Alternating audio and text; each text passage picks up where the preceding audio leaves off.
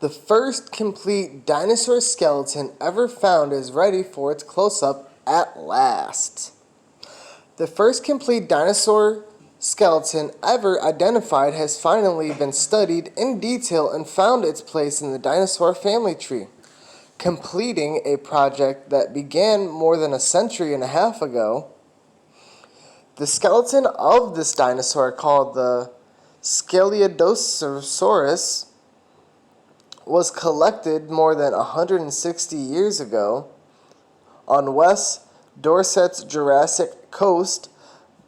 The rocks in which the fossilized around 193 million years old, close to the dawn of the age of dinosaurs. This remarkable specimen, the first complete dinosaur skeleton ever recovered, was sent to Richard Owen at the British Museum, the man who invented the word dinosaur. So, what did Owen do with this find? He published 2 short papers on its anatomy, but many details were left unrecorded.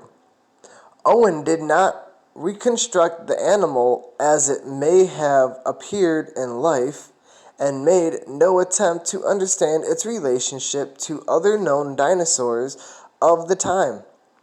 In short, he reburied it in the literature of the time. And so has remained ever since, known, yet obscure by misunderstood.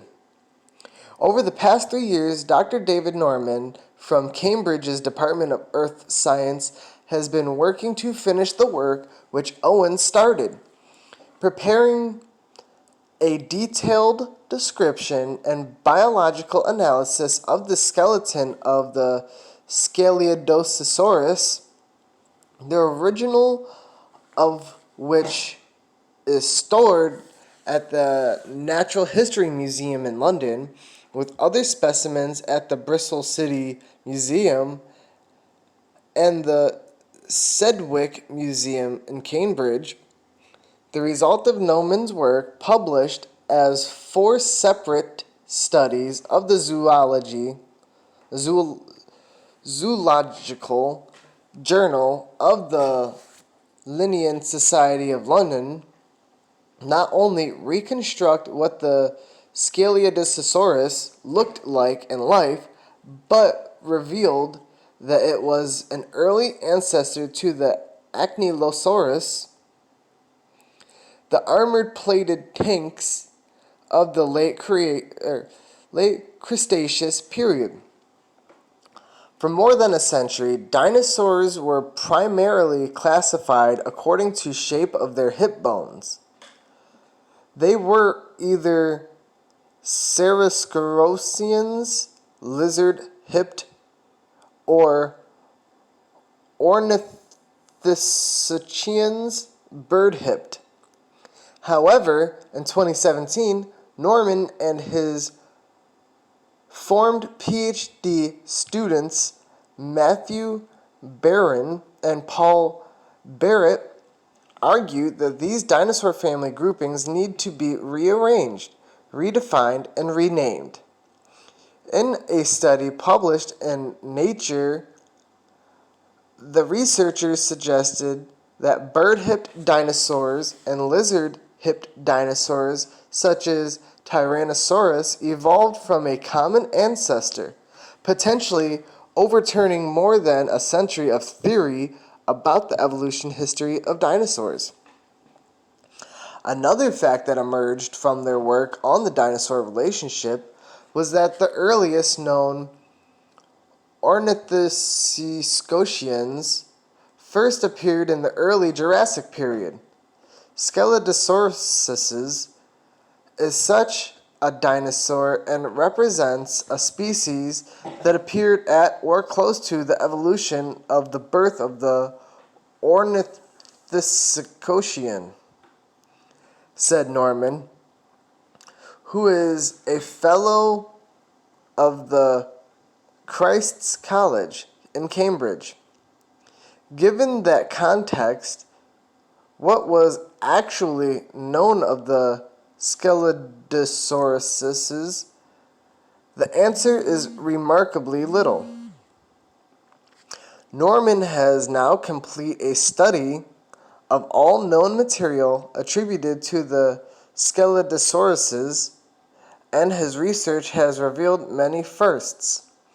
Nobody knew that the skull had horns on its back edge, said Norman, and it had several bones that have never been recognized in any other dinosaur.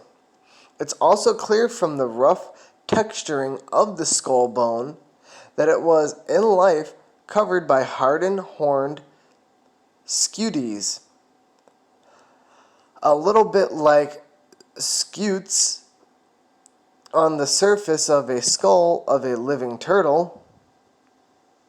In fact, the entire body was protected by skin that anchored an array of stud-like bony spikes and plates.